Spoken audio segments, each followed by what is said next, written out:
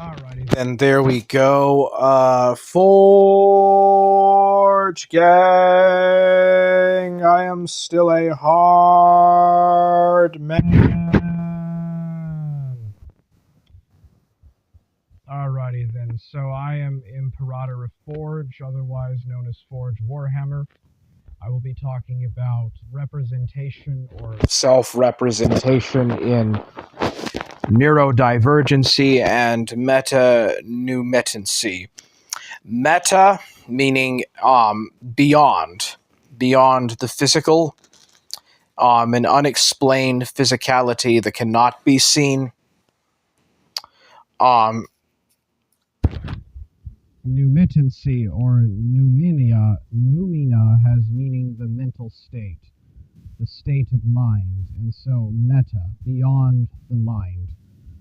The principle of thinking that is beyond the mind, and neurodivergency meaning a certain abnormality in brain function or brain stem functionality, but generally actually something that is beyond normal brain stem functionality, but something that is actually quite supranormal. Anyways, you get the idea. So I wanted to talk about these concepts of representation. So there is a claim that I want to debunk, more or less, in regards to this idea that there is this perfect social compact, or this absolute social compact that is without question or without error, and I think this is simply not the case.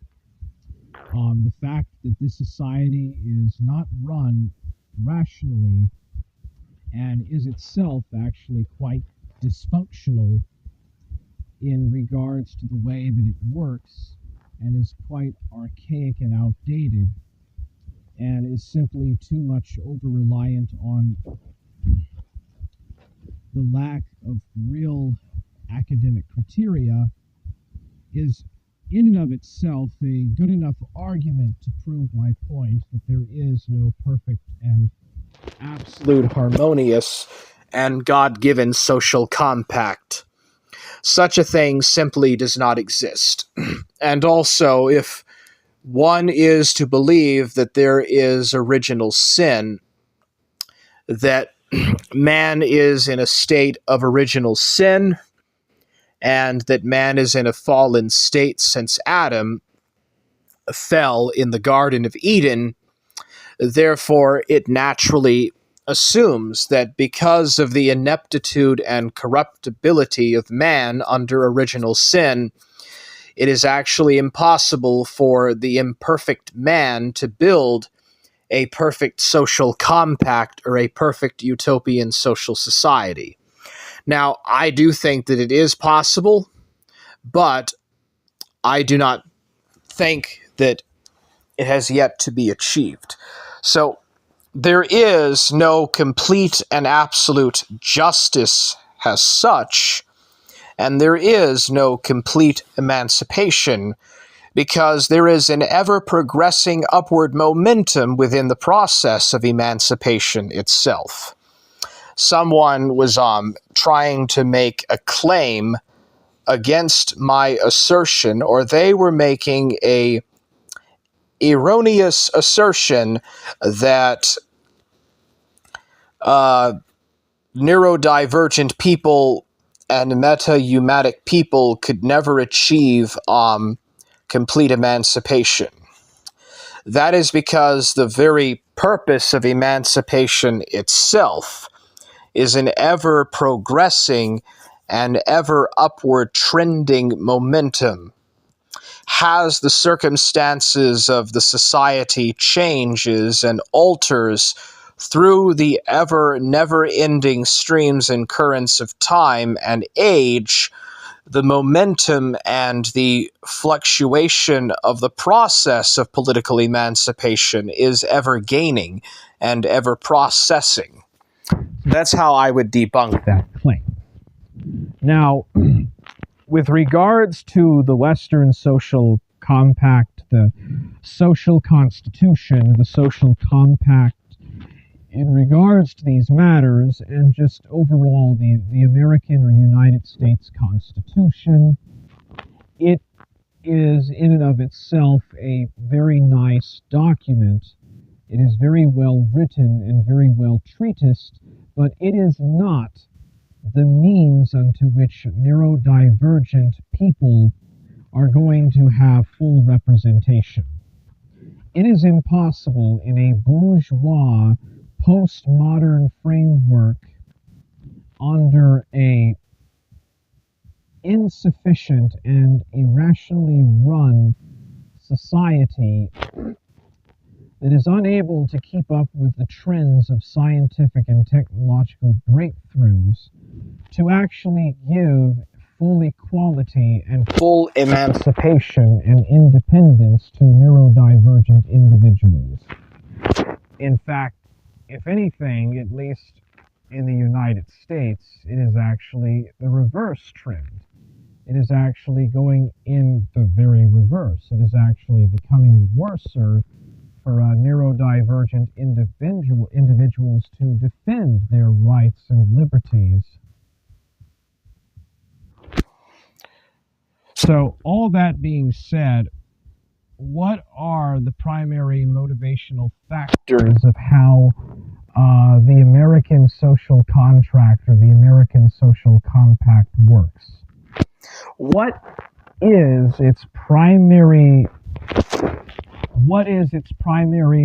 functionalities? What is its primary purposes?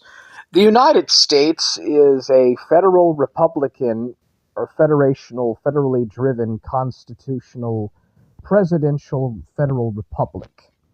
It was founded in 1787 by the current United States Constitution. It is still the same framed Constitution from that time, that it was drafted in Philadelphia, Pennsylvania. Likewise with the Constitution of the state of Texas. It was drafted and corresponded in 1876.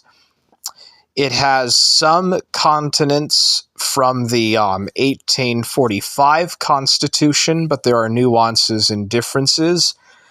Amendments have since been added onto, and various types of codes and types of nuances and social or sociological arguments have been brought into and added onto those constitutions, so they don't necessarily flow from the exact same thing. Likewise, the courts, the system of the courts, which have a lot of power in the United States and in the state of Texas, have a lot of power and duplicity.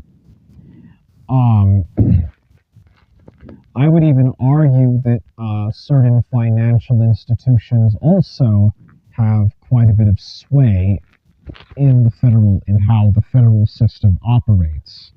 All of this is modeled upon a bourgeois Republican model and framework, generally drafted and generally propagated in the 17th century and came into its full realization in the 18th century, right at about the time that the American Revolution broke out. So there are several aspects or several key aspects to how the American social contractual system works and functions. There is the classical Greco-Roman model, the Greeks providing the propositional basis and the thinking and philosophical notional basis for electing officials into the council of running the state. Chiefly the most freest and the most privileged citizens of said classical state. The United States and the state of Texas mimic this trend in that innate potential. The Greek model of governance is the influence of the Hellenic philosophy and the Hellenic elective and democratic trends. The Roman influence is more impartial, but also much more direct, if not discreet. It is the system of officials, the system of devising and claiming and holding of office. All those things come from the Roman Republic and the leadership principle. The Caesars, the 12 Caesars tables, or the table of the Caesars, as well as governmental outreach and outlay and the overlay of institutions of which the more privileged people in society operate. All of that is taken from the classical model. The Christian framework of how the American and the Texian Constitution framework works is based upon the Catholic Church, chiefly the Western Latin Catholic Rite. The model is the City of God by St. Augustine of Hippo, and the Augustinian model, and perhaps even some of the Gregorian models as well, and the thinking of Thomas Aquinas and Bellarmine have an influence. The concept of Christian charity and of Christian love, of brotherly love, and public diligence in the Christian life had a tremendous influence, at least culturally and religiously, upon the functionality of how the social contract worked. The next major contribution or institutionalization was the English common law and the Norman court system, which had a profound effect upon the court system of the United States and the state of Texas. The Anglo-Saxon libertarian or the Anglo-Saxon free-thinking, Teutonic free-thinking model. It could also be argued that there is a Celtic influence as well. This is definitely greatly underestimated, but the kind of free-loving and free-thinking and anti-authoritarian Celt, the individualistic Celt, had a very big impact on the Jacksonian individuality and kind of the more Jeffersonian, Jacksonian aspect of the American political framework. Other influences was the English common law, Blackstone's Law Dictionary or Blackstone's Law Book, and the Constitutional Consensus of England and its impact on the different colonies. The Five Nations, or the Iroquois Confederacy, was said to have been a primary influence on the Founding Fathers in how they put the different states together into the Union and drafted the Union. Definitely the unique and overarching influence of the development and the evolution of the 13 colonies, how they fought their war of independence from Great Britain, how they orchestrated and organized and formed the federal framework and institutions, and the unique circumstances and experiences of that time period, coupled with Scottish and French Enlightenment thinkers and British or English common law and jurisdiction and legislation, has well had an overreaching influence upon how the United States government was organized and orchestrated and written down into law. That all being said, Texas, or the state of Texas, is merely an extension of these same public institutions.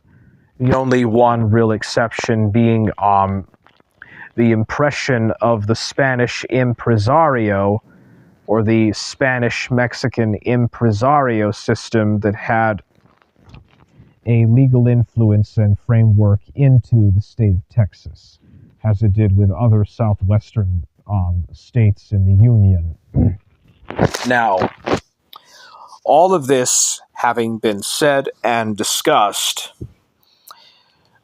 we can finally go on to how this works, or how These things would function towards a neurodivergent and metahumatic population.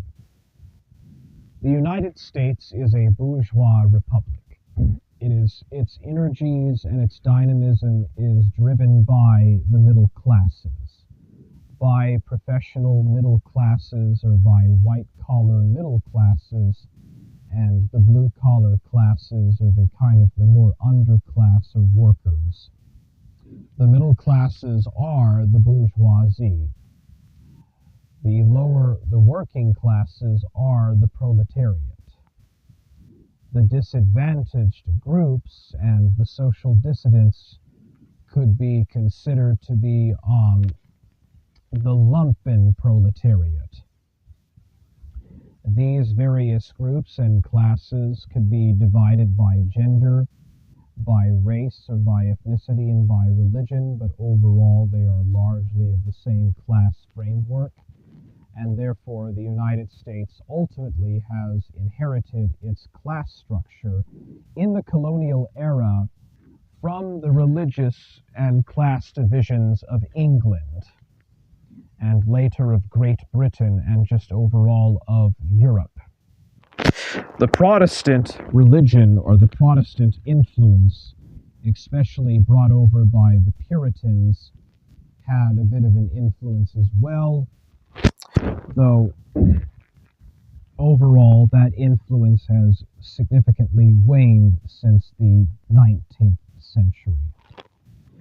The profound impact of the frontier, the Western frontier, and kind of the notions of the closing frontier, and the impact of that also kind of left an impression upon the more individualistic mindedness of the American mentality, at least in the Midwestern and Western states.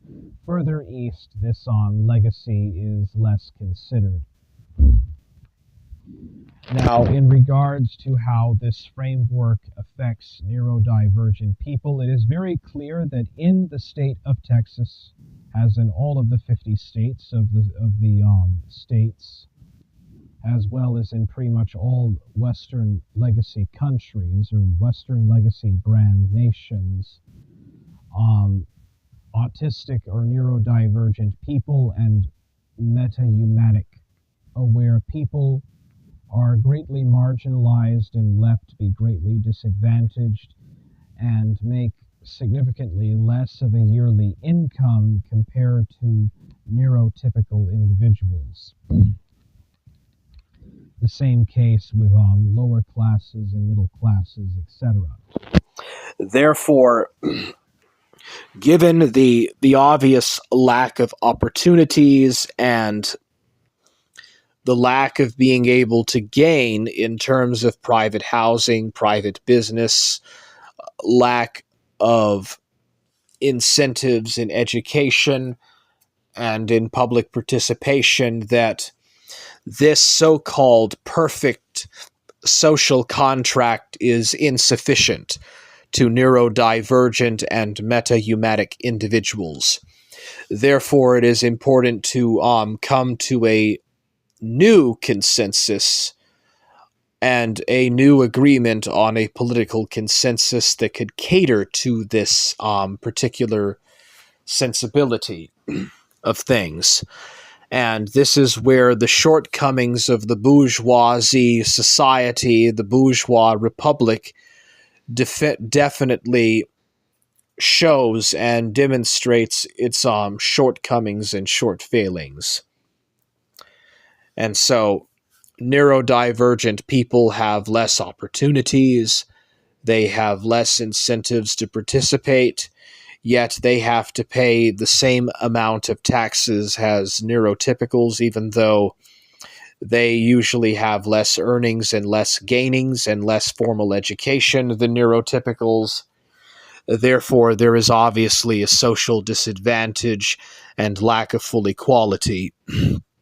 So, the process of the socialization, the process of the emancipation and equalitarianization of neurodivergent individuals is ever prescient, ever continuing, and ever very much the drive within the bourgeois Western post-colonial but still somewhat colonial influenced societies, patriarchal societies unto which they are.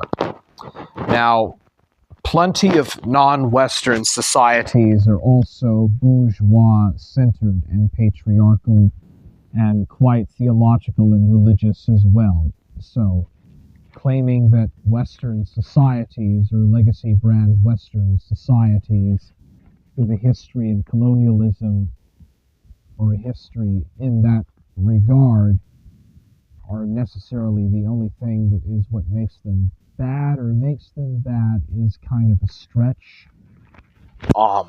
There's obviously deeper aspects to why the social inequality exists. There is obviously social inequality amongst neurotypicals as well. It isn't necessarily a one versus one or us versus them kind of thing.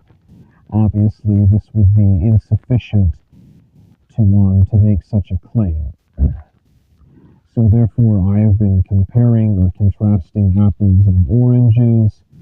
I am just simply trying to placate my proposition across the internet. I do not think that the social contract of the United States government, the federal government, if you wish, and the social contract of the state of Texas, as well as of many of the Christian churches, is sufficient enough to deal with or to handle the particular nuances and niches within the neurodivergent community and how to bring greater aspects of equality and emancipation to this particular group, as well as to other class disadvantaged and marginalized groups. A lot of it really is based upon capital and class and mode of production. This is obvious.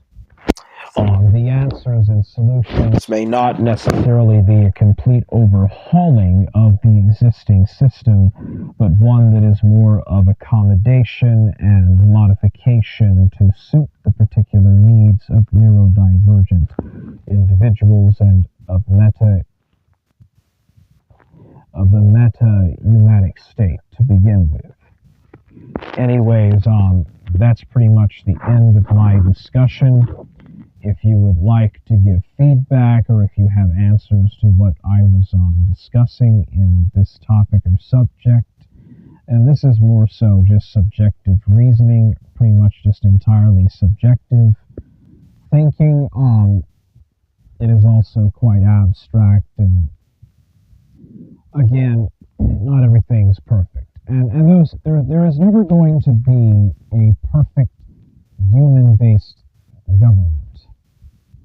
There will always be new challenges and new hurdles when it comes to political equality and representation. It's an ongoing struggle, and it will always be there.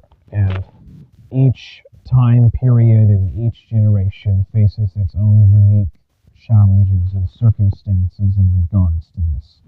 I have been your host, Imperator of Forge, and thank you for watching. I will see you next time.